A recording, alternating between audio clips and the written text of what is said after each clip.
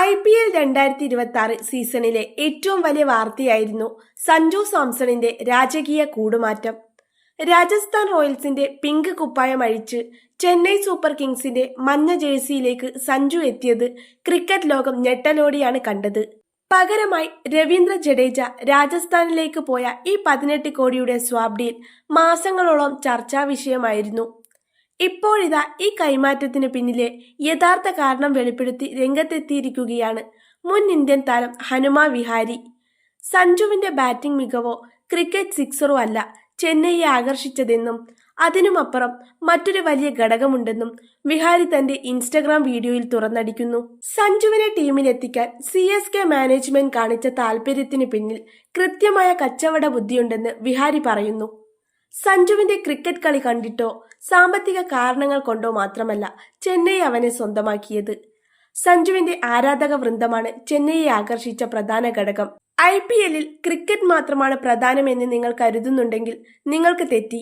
ക്രിക്കറ്റിനുമപ്പുറത്തേക്ക് ഒരു കളിക്കാരന് എത്രമാത്രം വിപണി മൂല്യമുണ്ടെന്നാണ് ഉടമകൾ ചിന്തിക്കുക, വിഹാരി വ്യക്തമാക്കി.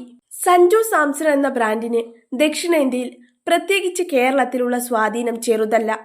സഞ്ജു എവിടെ കളിച്ചാലും കേരളത്തിൽ നിന്നുള്ള ആരാധകർ അവനു വേണ്ടി ആർത്തു വിളിക്കും.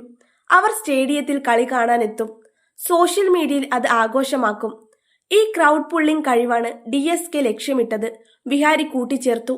ടീം കോമ്പിനേഷൻ നോക്കിയാൽ സഞ്ജുവിനെ DSKക്ക് അത്യാവശ്യമില്ലായിരുന്നു എന്ന വാദവും വിഹാരി ഉയർത്തുന്നു. അടുത്ത സീസണിൽ ഓപ്പണറാക്കാൻ വേണ്ടിയല്ല സഞ്ജുവിനെ കൊണ്ടുവന്നത്. ഋതുരാജ് ഗെയ്ക്വാദ്, ആയുഷ് മാത്രേ, ഉർവിൻ പട്ടേൽ തുടങ്ങി മികച്ച ഓപ്പണർമാർ ചെന്നൈക്ക് ഇപ്പോഴുമുണ്ട്. ഗെയ്ക്വാദിനെ പോലൊരാൾ ഉള്ളപ്പോൾ സഞ്ജുവിനെ ഓപ്പണറാക്കേണ്ട കാര്യമില്ല. സഞ്ജു എത്തുന്നതോടെ ബാറ്റിംഗ് നിര കൂടുതൽ ശക്തമാകുന്നു എന്ന് മാത്രം. പിന്നെ സഞ്ജു എവിടെ കളിക്കുമെന്ന ചോദ്യത്തിനും വിഹാരിക്ക് ഉത്തരമുണ്ട്. ചെന്നൈയിൽ സഞ്ജു ഓപ്പണറാവില്ല, മറിച്ച് മൂന്നാമനായി ഇറങ്ങാനാണ് സാധ്യത. പരുക്കിന് ശേഷം രാജസ്ഥാനായി സഞ്ജു മൂന്നാമനായാണ് ഇറങ്ങിയതെന്ന് ഓർക്കണം. രാജസ്ഥാനിലെ അശ്വാരസ്യങ്ങൾ. കഴിഞ്ഞ സീസണിൽ 18 കോടി രൂപയ്ക്ക് രാജസ്ഥാൻ നിലനിർത്തിയ താരമായിരുന്നു സഞ്ജു. 2021 മുതൽ ടീമിനെ നയിക്കുന്ന നായകൻ. എന്നാൽ പരിക്കും ടീമിനുള്ളിലെ ചില അസ്വാരസ്യങ്ങളുമാണ് സഞ്ജുവിനെ ഫ്രാഞ്ചൈസി മാറാൻ പ്രേരിപ്പിച്ചത്.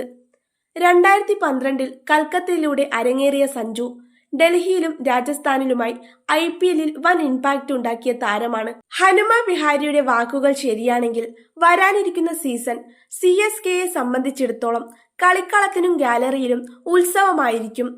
സഞ്ജു സാംസൺ എന്ന വികാരം ഇനി ചേപ്പോക്കിലെ ഗാലറികളെ മഞ്ഞക്കടലാക്കും. ക്രിക്കറ്റിനൊപ്പം ബിസിനസ്സും ചേരുന്ന IPLൽ CSK നടത്തിയത് ഒരു മാസ്റ്റർ സ്ട്രോക്ക് തന്നെയാണ്.